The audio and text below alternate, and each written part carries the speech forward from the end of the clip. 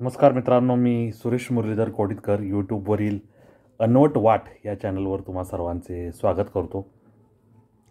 आता आपण नेहमीच वेगळ्या वाटेवरचे विषय घेऊन येत असतो आणि विषय आपल्याला आपण विविध ठिकाणी जे वाचतो, विविध ठिकाणी जे पाहतो, म्हणजे बातम्यांमध्ये असेल, विविध वाहिन्यांवर, हिंदी मराठी वाहिन्यांवर असेल, पुरवण्यांमधून काही वाचला असेल, रोजच्या दैनिकामध्ये काही वाचला असेल, चर्चेमध्ये काही निदर्शनास आला असेल, काही कुठं लिहून ठेवला असेल, काही स्मरणात असेल, असे विषय आपण घेऊन येत असतो.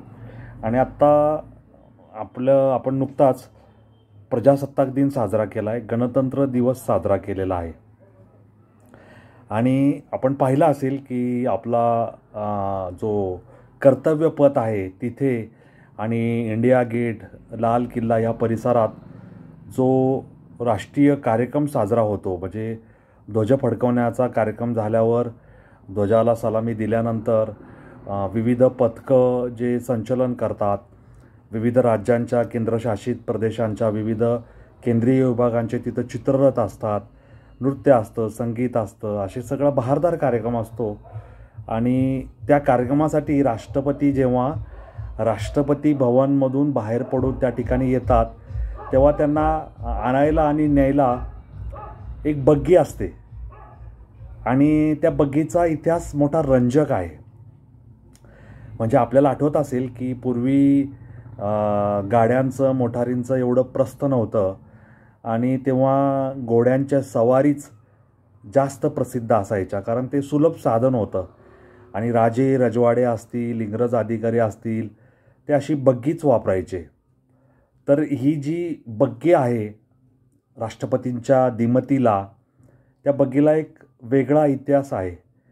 कारण ही बग्गी सोन्याच्या पत्र्याने मडवलेली आहे आणि तिची चकाकी असेल, तिला करणारं पॉलिश असेल, ते नेहमी चमकत राहतं. आणि त्याला जोडले जाणारे जे अश्व आहेत किंवा राष्ट्रपतींच्या सुरक्षा पथकातील जे शिपाई आहे, घोडेस्वार आहेत, ज्याला कॅव्हलरी म्हणतात, ती जगातली आत्ता अस्तित्वात असलेली एकमेव ते अश्वदल आहे, कॅव्हलरी आहे.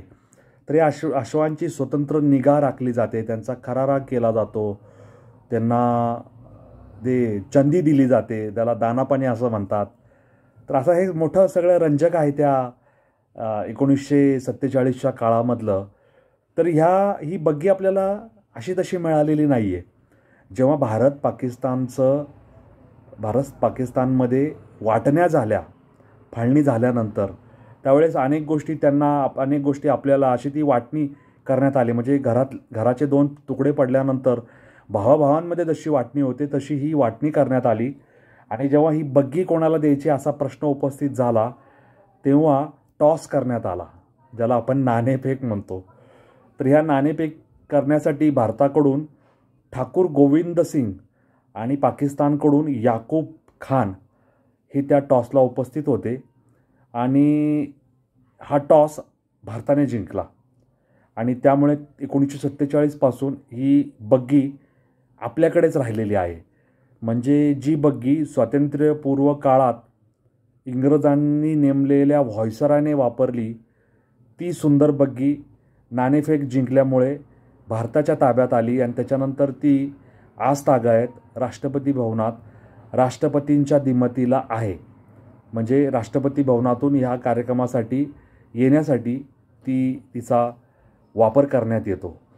तर असा हा 1947 सालातला, म्हणजे ते जवळपास 53 वर्ष आणि हे जवळपास 25 वर्ष, म्हणजे 53 आणि 25 वर्ष झाले, 78 वर्षांचा हा इतिहास आहे. आणि तो असा आश्चर्यकारक, अशा चांगल्या पण गूढ अशा घटनांनी भरलेला आहे. तर हा विषय तुम्हाला कसा वाटला? ती बग्गी तुम्ही बातम्यांमध्ये, दूरदर्शनवर लाईव्ह टेलिकास्ट चालू असताना पाहिलं असेल. त्याच्यामागं इतकं सारं दडलेलं आहे.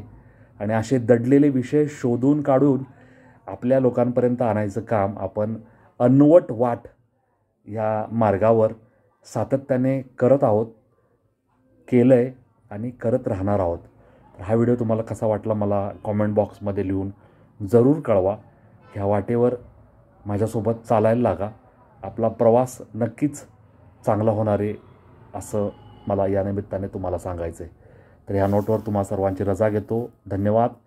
जय हिंद, जय महाराष्ट्र, वंदे मातरम, जय श्रीराम, जय जगन्नाथ, जय सनातन. धन्यवाद.